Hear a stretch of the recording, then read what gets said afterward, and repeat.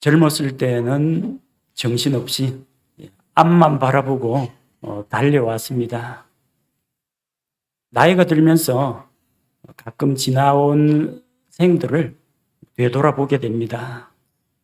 지난 삶들을 돌아보니까 기쁜 날도 있었고 슬픈 날도 있었고 어떤 때는 안타깝고 아쉬운 날들도 있었고 또 이렇게 생각해 보면은 후회가 되는 날도 있었습니다.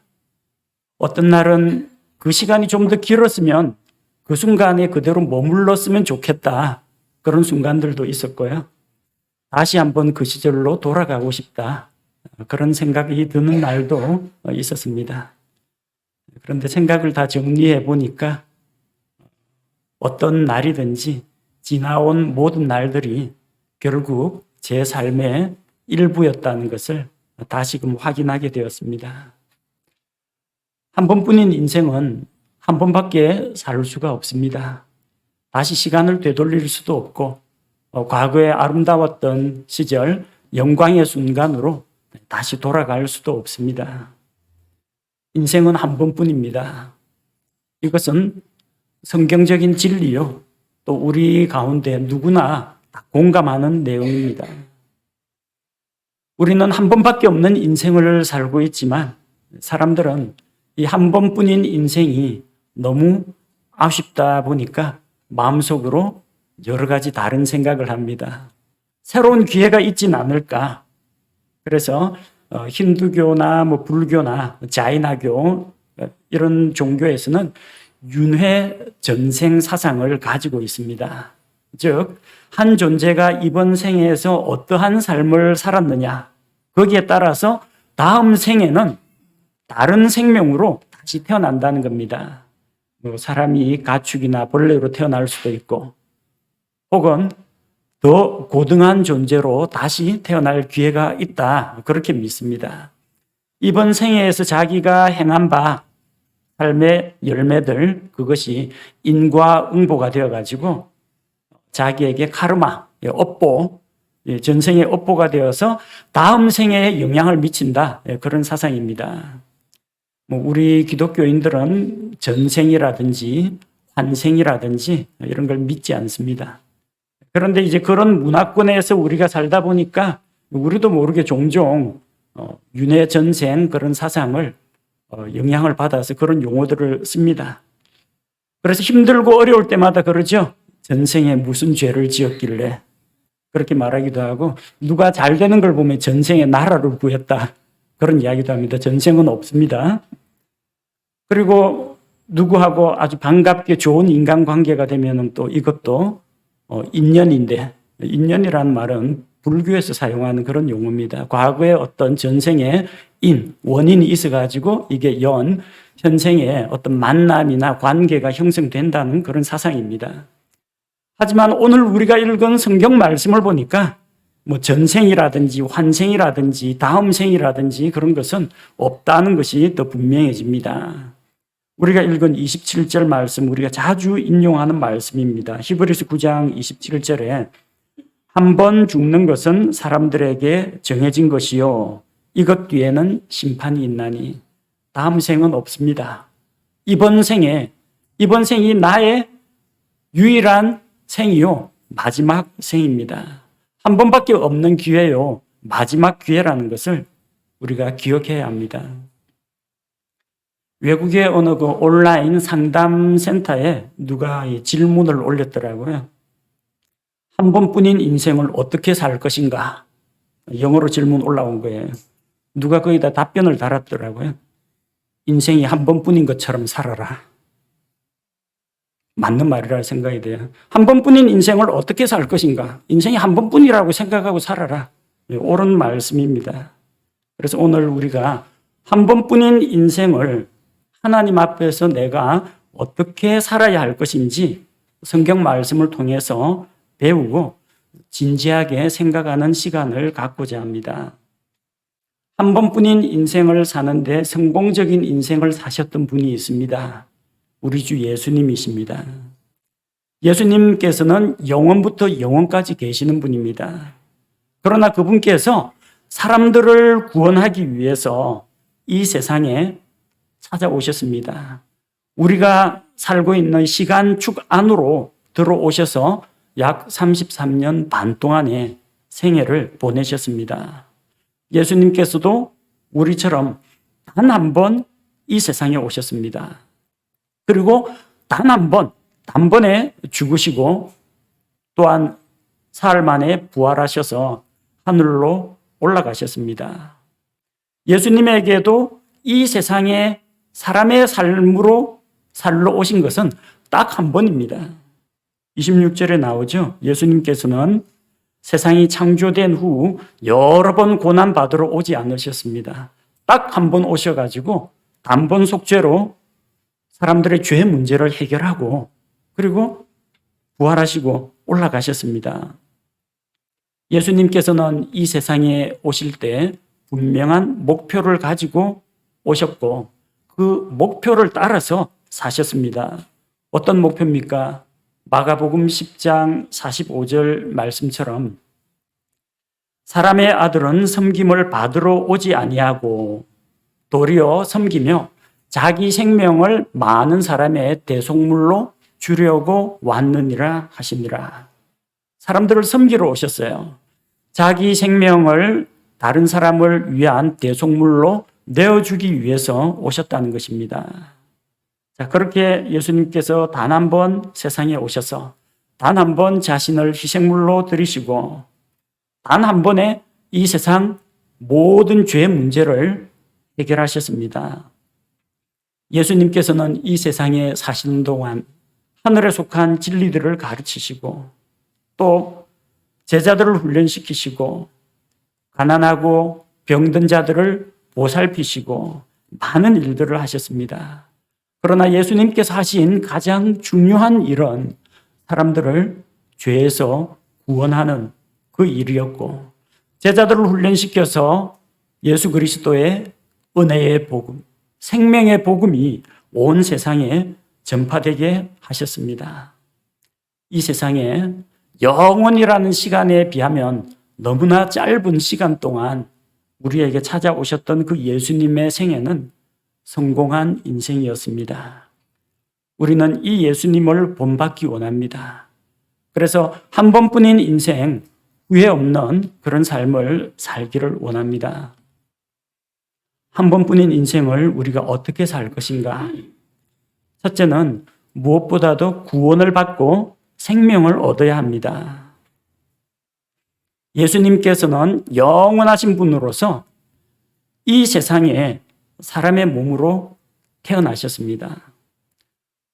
하나님의 아들께서 이 세상에 오셔서 유한한 사람의 몸에 오셔서 사람으로서 살다가 가셨습니다. 우리는 그 반대입니다. 우리는 죽을 수밖에 없는 인생, 유한한 인생인 우리는 어머니 뱃속에서 태어나서 영원하신 하나님께로 가려면 예수님을 믿고 하나님의 자녀로 다시 태어나야 합니다. 죄와 범법 가운데 있던 우리 자신은 예수 그리스도와 함께 십자가에 못 박아 죽이고 하나님께서 우리를 새로운 창조물로 하나님의 아들로 거듭난 사람으로 다시 태어나게 하십니다. 한 번밖에 없는 인생, 어머니 뱃속에서 한 번 태어난 인생은 언젠가는 육체의 죽음을 맞이합니다. 죽음 이후에 심판이 있습니다. 죽은 다음에는 다시 선택의 기회가 없습니다. 다음 생에는 착하게 살아라. 이런 게 허용이 되지 않습니다. 살아있는 동안 구원자를 만나지 못하고 자기 죄의 문제를 해결하지 못한 사람은 영원한 멸망의 형벌을 받을 수밖에 없습니다. 그러므로 살아있는 동안에 지금 100년이 채 못 되는 이 삶을 어떻게 살 것인가 여기에만 관심을 가지지 말고 죽음 이후에 펼쳐질 그 영원한 세계 가운데에서 내가 어떠한 모습으로 살아갈 것인가 거기에 관심을 가져야 합니다. 우리 함께 읽었던 마가복음 8장 36절 말씀처럼 사람이 만일 온 세상을 얻고도 자기 혼을 잃으면 그에게 무슨 유익이 있겠느냐. 이 세상에서 많은 것을 누린다 할지라도 또 많은 것을 즐기고 그럴지라도 만약에 자기 혼을 잃어버린다면, 자기 혼이 지옥의 형벌을 받는다면 그게 자기에게 무슨 소용이 있겠습니까? 사람이 죽으면 영은 하나님께로, 그것을 주신 하나님께로 돌아가고 몸은 땅에 묻혀서 흙으로 돌아갑니다. 그러나 우리의 인격이요 우리의 본체인 혼은 어떻게 됩니까? 자기의 선택에 따라서 죄의 문제를 해결했느냐 해결하지 못했느냐에 따라서 지옥에 가거나 낙원에 들어갑니다. 그러므로 무엇보다도 이 세상에 몸을 입고 한 번 태어났다면 성령님으로 다시 태어나야 합니다. 다시 태어나서 혼의 구원을 받아야 합니다. 베드로전서 1장 9절 말씀을 보니까 이는 너희가 너희 믿음의 결말 곧 너희 혼의 구원을 받았기 때문이라. 예수 그리스도를 믿음으로 말미암아 믿음의 결국 혼의 구원을 받게 됩니다. 이 말씀을 듣고 있는 분들 가운데 많은 분들은 이미 구원을 받은 분들입니다. 그러나 아직 교회에 출석은 하고 있고 설교도 듣고 있지만 만약 아직까지 혼의 구원을 받지 못한 분이 있다면 믿음의 결단을 내려야 합니다.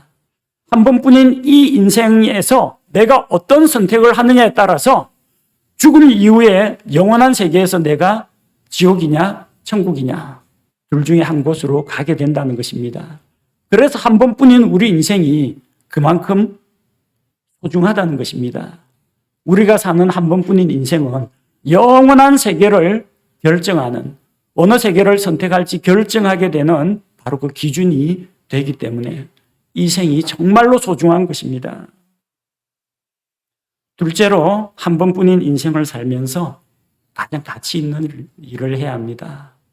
다른 사람들을 구원으로 인도하는 일을 해야 합니다. 예수님 오셔서 많은 일들을 하셨죠. 기적을 일으키셨습니다. 빵의 기적으로 사람들을 배불리 먹였습니다. 바람과 바다를 잔잔하게 만들기도 했습니다. 마귀들을 내쫓기도 했습니다. 가난한 자들을 도와주기도 했습니다. 질병을 고쳐주셨습니다. 가장 중요한 것은 무엇입니까? 사람들에게 하나님의 진리의 말씀을 전하고 사람들을 구원으로 인도하신 일입니다.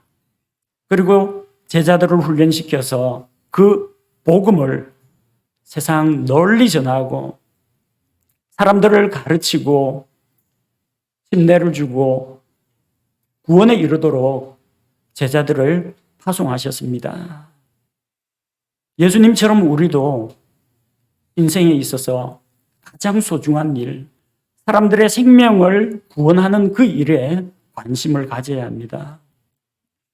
제가 예수님을 믿고 구원받은 이후에 제일 처음으로 한 것이, 제일 처음으로 관심을 둔 것이 가족 구원 문제였습니다. 나는 구원받아 천국 가는 것이 확정이 되었는데 아직 믿지 않는 우리 가족들은 어떻게 하나? 그게 마음속에 제일 큰 고민이었습니다. 그래서 그걸 위해서 기도하고 가족 구원, 가족 복음화를 위해서 기도하고 친구들에게 기도 부탁하고 또 용기를 내서 떠듬떠듬 가족들에게 복음을 전하곤 했습니다. 하나님께서 그 열매를 주셔서 우리 가족 아버지 구원 받으셨고 어머니 구원 받고 누나도 구원 받고 신앙생활을 하고 있고 아직 형만 남았습니다.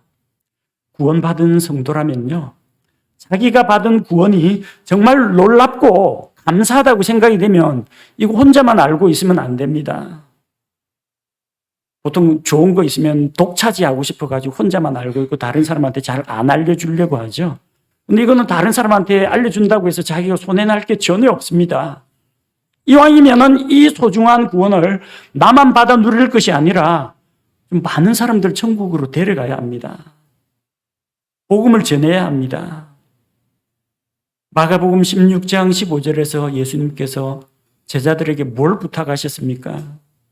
그분께서 그들에게 이르시되 너희는 온 세상에 가서 모든 창조물에게 복음을 선포하라고 했습니다.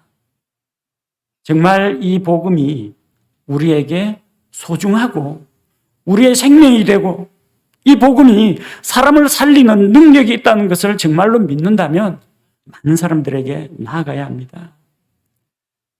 죄인들을 구원으로 인도하는 이 일은 정말로 소중하고 가치 있습니다. 그래서 나중에 하나님 앞에서 그에 대한 보상을 받게 됩니다.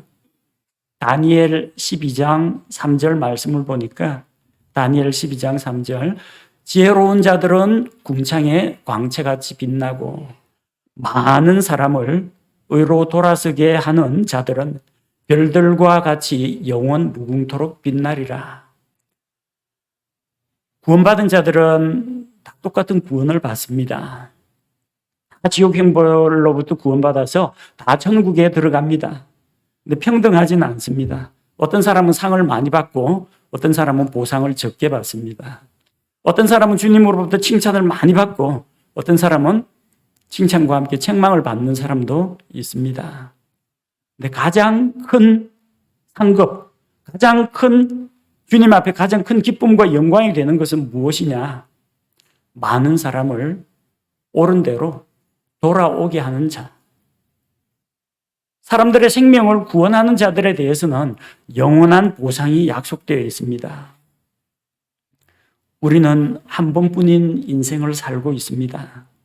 한 번뿐인 인생이고 시간은 한정되어 있습니다. 하고 싶은 일 많죠? 여행도 가고 싶고 스포츠도 하고 싶고 취미생활도 누리고 싶고 해야 할 일들이 많고 하고 싶은 일도 많지만 가장 중요하고 가장 가치 있는 일에 우리가 관심을 쏟아야 합니다. 무엇이 가장 중요합니까? 사람의 생명을 구원하는 것만큼 소중한 일은 없다는 것입니다. 그래서 한 번뿐인 인생을 사는 동안 다른 사람의 생명을 구원하는 이 일에 우리 자신을 드린다면 나중에 인생을 뒤돌아볼 때 후회하지 않게 될 것입니다. 내가 하나님 앞에 가치 있는 삶을 살았구나. 나도 그렇게 생각하고 하나님께서도 나에 대해서 합당하게 평가를 내려주실 것입니다. 세 번째 우리가 기억해야 할 게 있습니다. 살아가는데 목표가 있어야 됩니다. 아무 생각 없이 살면 안 됩니다. 아무 생각 없이 살다 보면 사는 대로 생각하게 됩니다.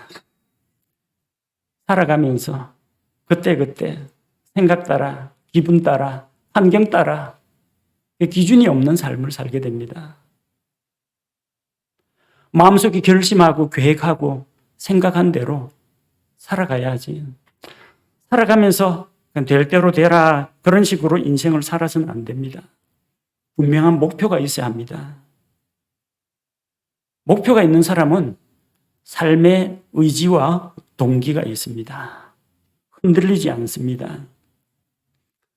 요양병원에서 노령으로 인해서 죽음을 앞둔 사람들 또는 질병을 앓고 있는 분들이 생명력을 가지고 치료를 받으면서 살아가는데 어떤 분들이 이 생명줄을 놓지 않고 삶의 의지를 끝까지 붙들고 있느냐?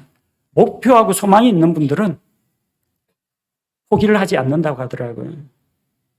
목표란 게 뭐 아주 어려운 목표 아닙니다. 이번 추수감사절은 가족들과 함께 보냈으면 좋겠다. 이 목표를 붙잡고 있는 사람은요, 추수감사절 될 때까지 정말 생기 있게 치료받으면서 치료 약효도 잘 듣고 의지를 가지고 살아간다고 그래요. 새해는 내가 맞이하고 죽어야지. 이번 크리스마스는 함께 가족과 함께 보내야 되겠다. 내 손녀 시집 가는 거는 보고 죽어야지. 이런 결심하는 분들이 있죠. 그 목표 붙잡고 있는 동안은요, 자기 건강 관리하고 삶의 의지 놓지 않고 그렇게 끝까지 살아남는다고 합니다.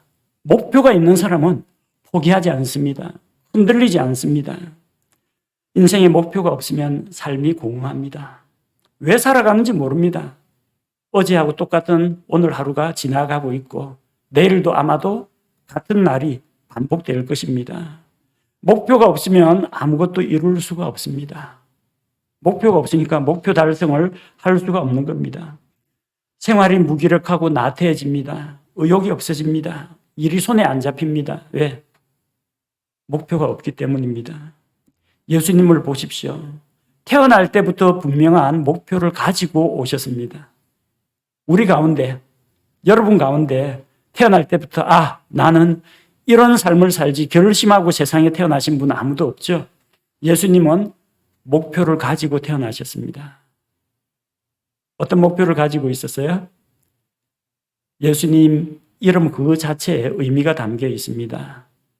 아들을 낳으리니 그 이름을 예수라고 하라. 이는 그가 자기 백성을 그들의 죄에서 구원할 자이심이라. 예수님은 이 세상에 죄 있는 사람들, 죄인들을 구원하러 오셨습니다. 죄인들을 대신하여 죽기 위해서 오셨습니다. 이 목표가 있었기 때문에 예수님께서는 흔들리지 않았습니다. 사람들이 조롱하고 비난해도, 사람들이 칭찬하고 예수님을 붙잡아다가 왕으로 삼으려고 해도, 사람들이 돌로 치려고 하더라도, 십자가에 달려서 사람들로부터 비웃음거리가 되어도, 사람들의 얼굴에 침을 뱉어도, 뺨을 때려도 예수님은 흔들리지 않았습니다. 왜? 에이, 못 견디겠다. 나 셋째 하늘로 올라갈래. 이래버리면 인류 구속 사업은 물 건너갑니다. 못합니다. 예수님은 그 목표를 달성하기 위해서 모든 일을 하셨습니다. 수치, 멸시, 조롱, 고통, 배반, 모든 것들을 다 인내하셨습니다. 선명한 목표가 있었습니다. 그리고 그 목표를 달성하고 가셨습니다. 십자가에서 단번에 우리 죄들을 속죄하시고 자신의 의로운 피를 하나님 앞에 바치고 누구든지 그 피를 믿는 자는 구원을 받을 수 있도록 구원의 길을 열어놓고 목표 달성하고 가셨습니다. 침례자 요한도 목표를 달성했습니다. 침례자 요한은 날 때부터 사명이 있었습니다. 주님의 길에 그분보다 앞서가서 침례자 요한이 6개월을 먼저 태어났습니다. 먼저 가서 회개의 침례를 베풀면서 사람들에게 내 뒤에 오시는 하나님의 아들, 하나님의 어린 양 예수 그리스도를 믿으라. 그리고 예수님께서 오셨을 때 그분을 이스라엘 백성 앞에 드러내면서 이분이 내가 증언한 바로 그분이시다. 사람들을 예수님께로 인도하는 그런 사역을 감당하고 감옥에서 목배임을 당하고 죽었지만 전혀 후회가 없는 삶을 살다가 갔습니다. 예수님이 하늘로 올라가신 이후에 바울은 예수님의 십자가의 죽음과 부활을 전하는 일을 목표로 삼아서 믿음으로 달려갔습니다. 나의 달려갈 길, 곧 주 예수께 받은 소명, 이방인들에게, 유대인들에게 하나님께 대한 회개와 또 우리 주 예수 그리스도에 대한 믿음을 선포하는 이 일을 위해서는 내가 내 생명을 조금도 아깝게 생각하지 않는다. 그 사명을 가지고 일평생을 살아갔습니다. 그 어떤 것도 환난과 핍박도 감옥에 갇히는 것도 배고픔도 형제들의 비방도 대적도 아무것도 두려울 것이 없었습니다. 분명한 목표가 있었기 때문입니다. 인생의 목표가 분명한 사람은 역경에 처해도 흔들리거나 좌절하지 않습니다.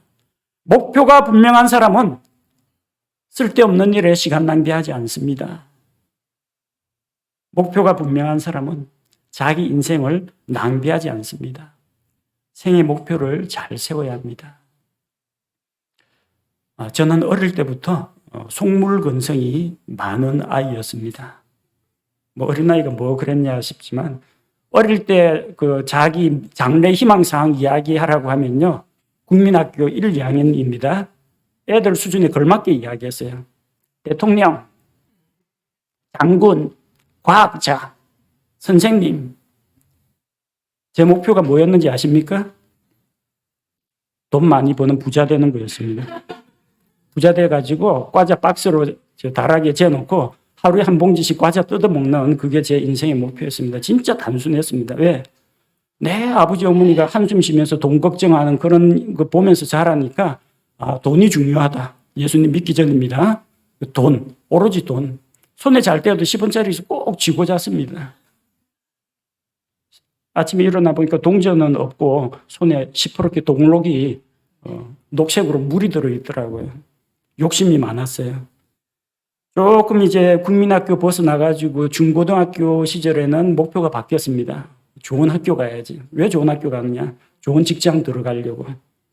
똑같네요. 좋은 직장 들어가도 뭐 돈 버는 이야기니까. 근데 조금 고상한 말로 이제 포장이 되었습니다.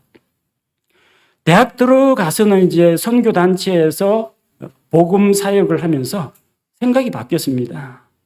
선교사님들과 그냥 필리핀, 브라질 이런 오지에서 활동하시는 선교사님들 간증 들어보고 그다음에 캠퍼스 다니면서 구원받지 못한 사람들에게 복음 전하다 보니까 이 학교 나와가지고 뭐하냐, 돈 벌어가 뭐하냐, 잘 먹고 잘 살아가지고 뭐 돈 번다고 해서 다른 사람 새끼 먹을 때 내가 9끼 먹는 것도 아닌데 벌어가지고 뭐하냐, 그런 생각이 많이 들었어요. 그래서 대학교 근 2학년 때부터 목표가 바뀌었습니다. 큰 목표, 세계 정복. 복음으로 세계를 정복하자. 내 때 못하면 내가 전도한 내 제자들이 할 것이다. 내 아들, 딸들이 할 것이다. 해가지고 우공 이산처럼 내가 이 산을 다 못 옮기면 내 아들과 내 손자, 자자손손이 이 산을 옮길 것이다. 산을 옮기겠다는 그 우공의 믿음처럼 내가 기필코 세계 정복하고 만다. 복음으로. 내 때 안 되면 내 다음 때에 할 수 있을 것이다. 그렇게 해서 7년 동안 선교단체에서 학교 다니면서 전도하고 제자 양육하는 그런 일을 했습니다. 결혼하고 나니까 조금 현실적인 문제에 부딪히더라고요. 빨리 안착해가지고 박사학위 받고 이제 대학에 가서 이제 학생들을 가르치고 그쪽에 이제 좀 관심이 생겨가지고 내가 대학에서 교수로서 학생들을 가르치고 또 좀 교육자로서 좀 안정적인 생활을 누리자. 그게 또 목표였습니다. 결혼한 지 10년 만에 생각이 또 바뀌었습니다. 성경 말씀을 읽으면 하나님께서 깨달음을 주시고 또 은혜와 감동을 주시는데 혼자 알고 있기 아깝다. 제 아내도 그랬습니다. 이 좋은 거를 혼자만 알고 있지 말고 다른 사람한테 가르쳐야 된다. 지금 당장도 목회 사역을 하더라도 문제가 없겠지만 체계적인 교육을 받고 그리고 훈련을 받아야 된다. 그렇게 해서 목회 사역을 결심하게 되었습니다. 목표가 바뀌었죠. 죄인들에게 복음을 전하여 생명을 구원하는 게 목표가 되었습니다. 구원받은 성도들에게 제가 알고 있는 하나님께 대한 진리, 바른 교리, 지식을 다 전수해주고 죽자. 지금 목표는 이 창세기부터 계시록까지 전부 다 한 번씩 강의해보고 죽는 게 목표인데 그러려면 하나님께서 저를 적어도 100살 이상까지는 살게 하셔야 될 텐데 어려울 것 같습니다. 하지만 하나님께서 건강과 생명을 주시는 한도 내에서는 이 말씀을 선포하지 않고는 가르치지 않고는 못 견디겠다라는 그런 갈급한 마음이 제 마음속에 있습니다. 목표를 가지고 있으니까 뭐 주변에서 뭐 이렇게 뭐 바람이 불고 뭐 파도가 치더라도 목표를 잃지 않고 중심을 잃지 않으면 힘들긴 해도 흔들리지는 않습니다. 그게 하나님 앞에 참 감사한 일입니다. 여러분의 목표는 무엇입니까? 한 번뿐인 인생 살아가려면 뭔가 좀 하고 싶은 거, 아니 해야 되는 거, 가장 가치 있다고 생각하는 거 뭐 해야 되지 않습니까? 여러분 나름대로 각자의 환경과 기질과 재능과 필요에 맞는 자기만의 목표를 한번 찾아보시기 바랍니다. 특히 우리 중고등학생들, 청년들, 저보다는 아직까지 기회, 선택의 기회와 갈 길이 많이 열려 있습니다. 목표를 잘 세우십시오. 예수님이 목표를 가지고 사셨고 목표를 이루신 것처럼 우리 성도들도 목표 중심의 삶을 살아갔으면 좋겠습니다. 네 번째로는 한 번뿐인 인생을 살아가면서 지난 날들을 돌아보되 과거에 발목 잡혀서는 안 됩니다. 인생은 한 번뿐이기 때문에 지나온 날들이 자꾸 아깝게 생각됩니다. 지나간 날들로 돌아보게 됩니다. 근데 후회를 한다고 해서 뭐 어떻게 돌이킬 수는 없고 다시 한번 선택의 기회가 주어지지는 않습니다. 그냥 과거를 돌아보면서 성찰하고 과거로부터 교훈을 받고 성장하는 건 괜찮습니다. 그러나 과거에 붙잡혀서는 안 돼요. 우리가 살아온 지난 날들의 실패와 상처에 억눌려 가지고 그게 우리의 앞길을 가로막아서는 안 된다는 겁니다. 베드로가 예수님 3번 부인했습니다. 내가 미쳤지. 내가 왜 그랬던 거. 예수님 앞에서는 자신만만하게 이야기했는데 쪽팔려서 어떻게 전도하나. 이래 가지고 자기 쥐구멍 속에 들어가 있으면 베드로 전도 못합니다. 3번 부인했으면 어떻습니까? 주님 앞에서 내가 나를 사랑하느냐, 내가 주를 사랑합니다. 내가 주를 사랑합니다. 내가 주를 사랑하는 줄 주님께서 아시지 않습니까? 3번이나 사랑의 고백을 했습니다. 된 거 아닙니까? 닭 울기 전에 베드로 3번 부인했다고 욕하는 사람 누가 있습니까? 하면 됩니다. 과거를 돌아보면 반성을 할 필요는 있지만 과거에 발목 잡혀 살아서는 안 됩니다. 도마가 예수님 부활을 믿지 않았습니다. 내가 예수님 손 못자국 만져보고 옆구리에 손가락 넣어보기 전에는 절대로 못 믿겠다고 했습니다. 예수님께서 책망하셨습니다. 너는 나를 본고로 믿느냐? 보지 못하는 자들이 복이 있다고 했습니다. 여러분, 도마가 예수님의 부활을 믿지 않았는데 마침내 그는 예수님의 십자가 죽음과 부활을 증거하다가 순교당했습니다. 내가 예수님 부활을 믿지 않는 그런 고백을 사람들 앞에 한 거 부끄러워해서는 안 됩니다. 바울은 스데반을 돌로 쳐 죽이는 일에 앞장섰던 사람입니다. 교회를 핍박했습니다. 바나바와 다투고 싸우고 헤어졌습니다. 그러나 그가 그런 아픈 과거의 기억들에 사로잡혀 있었더라면 바울은 하나님의 사역을 할 수 없었을 겁니다. 과거로부터 반성하고 돌이키고 하는 것은 필요합니다. 그러나 그 과거의 아픈 기억들이 내 앞길을 가로막아서는 안 된다는 이야기입니다. 과거의 성공과 영광에 도취되어서도 안 됩니다. 노아는 방주를 만들어서 지구상에 있는 생명체, 동물들을 보호했습니다. 그 영광에 도취되어 있다가 어떻게 됩니까? 세상에 자기 가족밖에 없어요. 가인의 자손들도 없고 거인들도 없고 세상의 주인입니다. 포도나무 심고 포도주 담가 먹고 술 취해가지고 추태를 부렸습니다. 자기의 벌거벗음을 드러냈습니다. 기드온은 미디안 군대를 물리쳤습니다. 이스라엘을 구원했죠.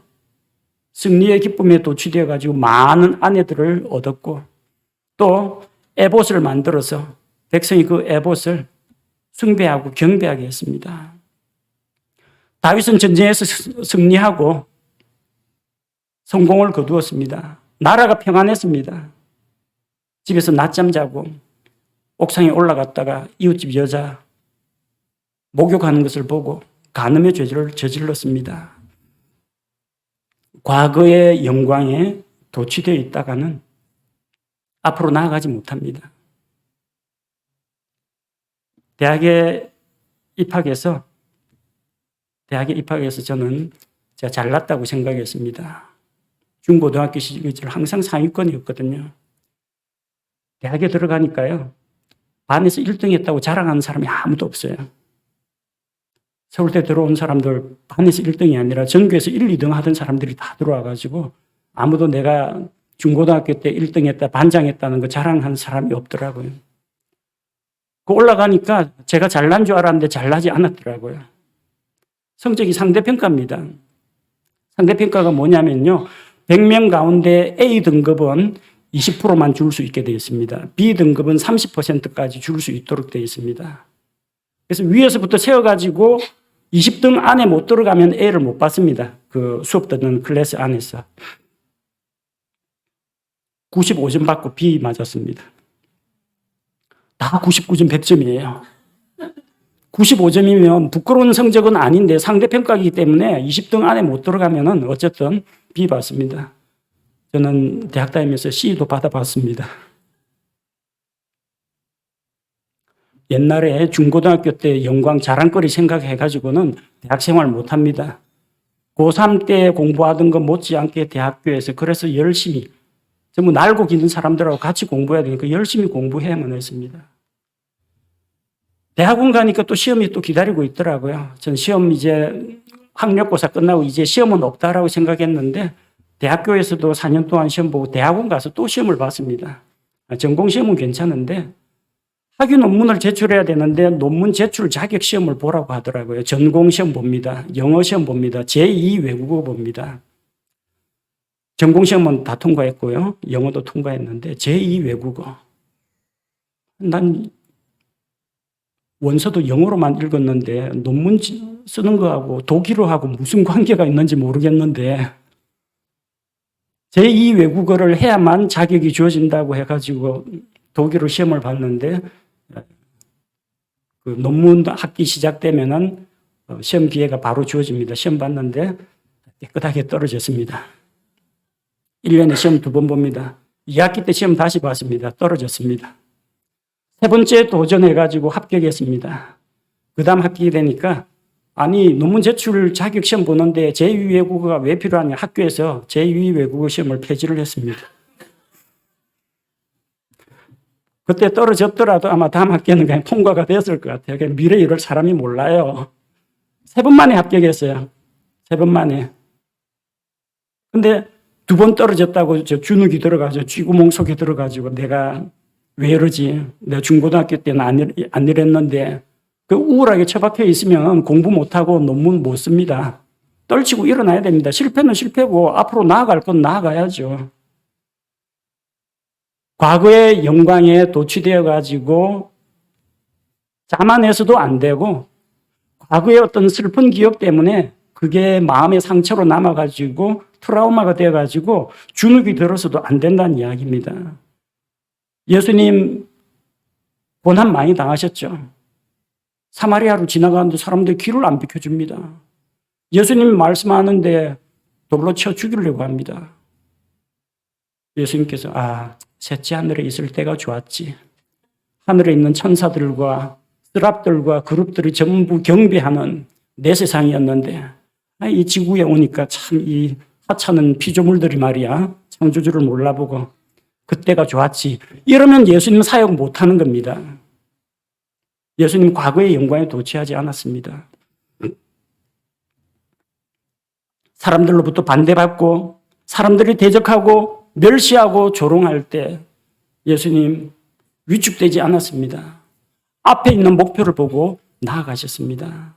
과거는 과거입니다.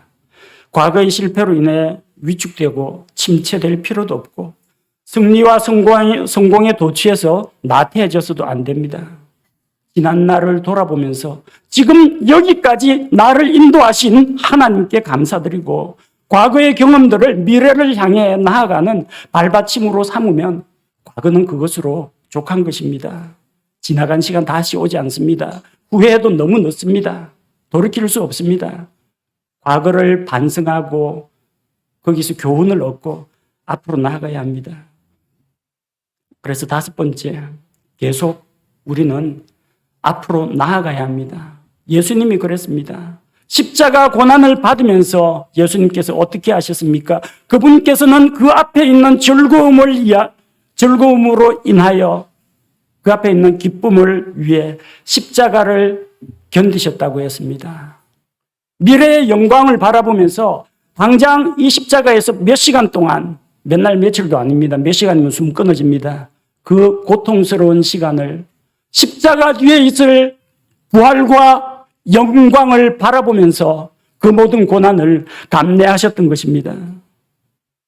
한 번뿐인 우리 인생은 수많은 사건과 우여곡절을 겪으면서 계속 앞으로 나아가는 과정입니다. 머뭇거릴 시간이 없습니다. 뒤돌아볼 수가 없습니다. 주저앉아 있는 동안에도 인생은 계속 흘러갑니다. 어떤 때는 마음이 너무 괴로워가지고 잤으면 좋겠다. 자면 이게 잊어지겠지. 잠 잤어요. 서너 시간 휙 지나가더라고요. 아까운 시간만 낭비했습니다. 달라진 건 하나도 없더라고요. 여전히 저는 현실 가운데 있었고 문제는 해결되지 않은 상태에 있었고 시간만 지나갑니다. 내가 무엇을 하든지 하지 않든지 시간과 기회는 계속해서 지나갈 뿐입니다. 그 지나가는 시간을 낭비하지 말고 미래를 향해서 나아가는데 사용해야 합니다. 달려가는 자전거는 넘어지지 않습니다. 빨리 달려가는 자전거는요, 안 넘어져요.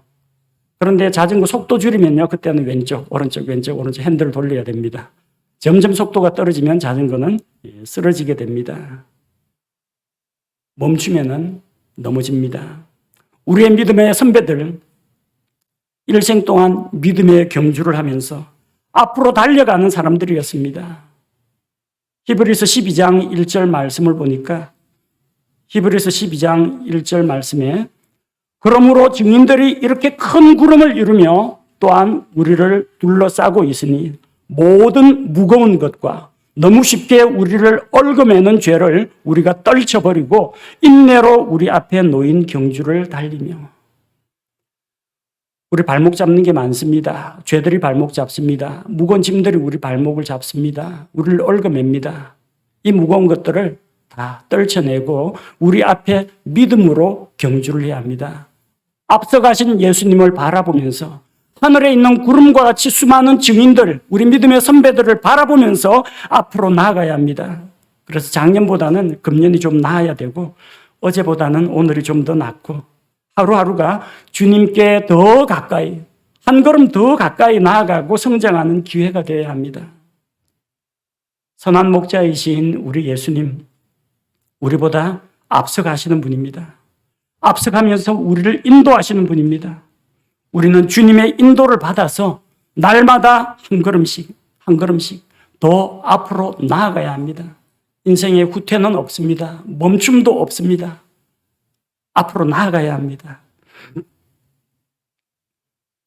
6번째, 한 번뿐인 인생을 살면서 인생을 마무리할 때 남기는 게 있어야 합니다. 호랑이는 죽어서 가죽을 남긴다고 그러죠. 사람은 죽어서 이름을 남긴다고 합니다. 우리는 인생을 마무리할 때 무엇을 남깁니까? 열매를 남겨야 합니다. 우리 예수님은 남는 인생을 살았습니다. 33년 반이라는 삶이 결코 평탄하고 평화로운 시기는 아니었습니다. 그러나 예수님께서는 남는 인생, 흑자 인생을 살았습니다. 십자가 대속을 통해서 구원의 길을 남기셨습니다. 12제자를 남기셨습니다. 그분의 말씀이 성경 기록으로 남아 있습니다. 그 덕분에 오늘날 전 세계에서 예수 그리스도를 구원자로 믿고 고백하는 사람들의 무리가 끊임없이 계속해서 나타나고 있는 것입니다. 12사도들의 그 믿음들, 그리고 그 복음 선포가 이스라엘 땅에서 유럽으로, 미국으로, 한국으로, 동남아로, 아프리카로, 남미로, 전 세계로 퍼져나가고 있습니다. 예수님 당대에서 다 거두지 못했던 그 열매가 지금도 열매가 익어가고 있고 열매를 수확하는 사람들이 있다는 겁니다. 예수님 남는 인생, 남기는 인생을 사셨습니다. 어떤 사람은 죽은 다음에 재산을 남깁니다. 어떤 사람은 빚더미만 남깁니다. 어떤 사람은 위대한 업적을 남깁니다.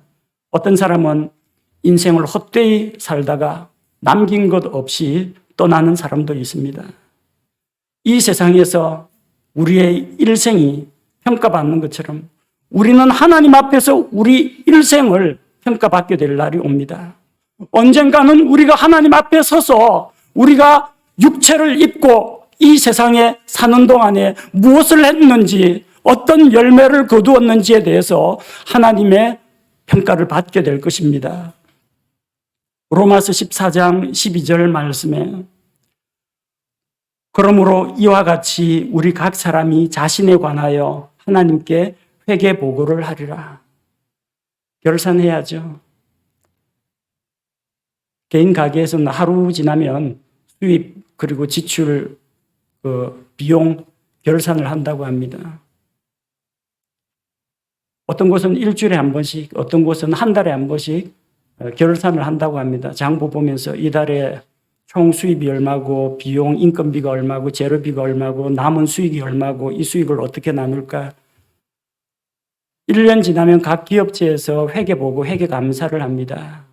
그래서 우리가 예산과 결산이 어떻게 맞아 떨어졌는지, 이익을 냈는지 손해를 입었는지, 우리 일생이 다 끝난 다음 예수님 다시 오시는 그날에 그리스도의 심판석 앞에서 우리 회개 보고를 하게 됩니다.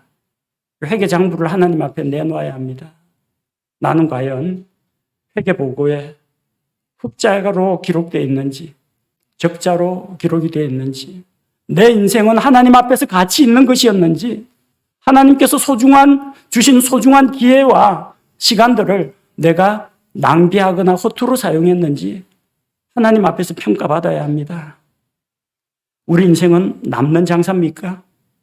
우리 인생은 흑자 인생입니까? 우리의 회개 장부에는 어떠한 열매들이 기록되어 있습니까? 주님을 만나기까지 선한 열매를 가득 맺어야 합니다. 그것이 한 번뿐인 인생을 하나님 앞에서 가치 있게 사는 길입니다. 우리의 일생은 우리에게 주어진 한 번밖에 없는 기회요, 마지막 기회입니다. 다른 기회가 없습니다. 한 번뿐인 인생에서 무엇을 선택하느냐, 어떻게 사느냐에 따라서 우리의 영원한 운명과 하늘에서의 보상이 결정이 됩니다. 예수님이 한 번 이 세상에 들어오셔서 성공적인 삶을 살고 가신 것처럼 우리도 한 번뿐인 우리 인생을 성공적으로 살아야 합니다. 예수님 믿고 구원받아야 합니다.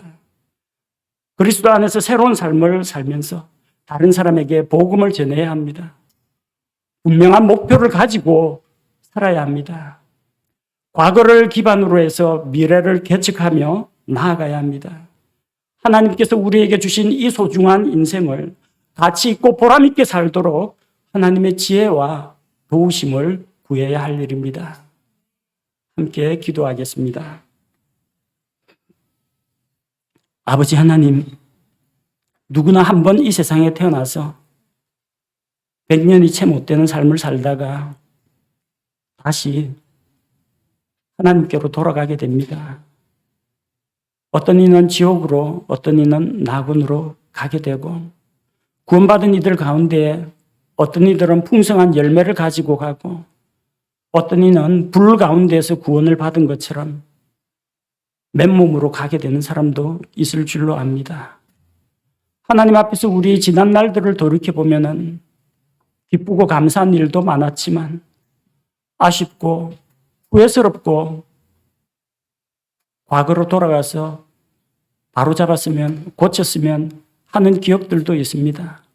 다시 한번 그 아름답던 과거로 돌아가고 싶은 생각도 들고, 다시는 과거의 전체를 반복하지 말아야 되겠다는 그런 결심도 하면서 사는 것이 우리 인생이지만, 우리에게 한 번 지나온 인생은 다시는 고칠 기회가 없다는 것을 알기에 이제 과거는 우리에게 하나님 주신 교훈과 반성의 기회로 삼고 주님께서 보여주신 목표를 따라서 앞으로 나아가는 삶을 살고자 합니다. 무거운 죄들, 우리를 얽어매는 것들, 과거의 기억들, 이런 모든 것들을 우리가 떨쳐버리게 하시고 하나님 앞에서 한 번뿐인 인생을 보람되고 가치 있게 살아가도록 도와주옵소서. 오늘 이 하루, 우리 매 순간순간이 모여서 하루를 만들고 이 하루하루가 모여서 마침내 우리 일생을 만든다는 것을 기억하고 오늘 하루 매 순간순간 시간을 지혜롭게 사용하며 하나님 앞에서 마치 오늘이 마지막 날인 것처럼, 오늘이 마지막 기회인 것처럼 살아가도록 도와주옵소서.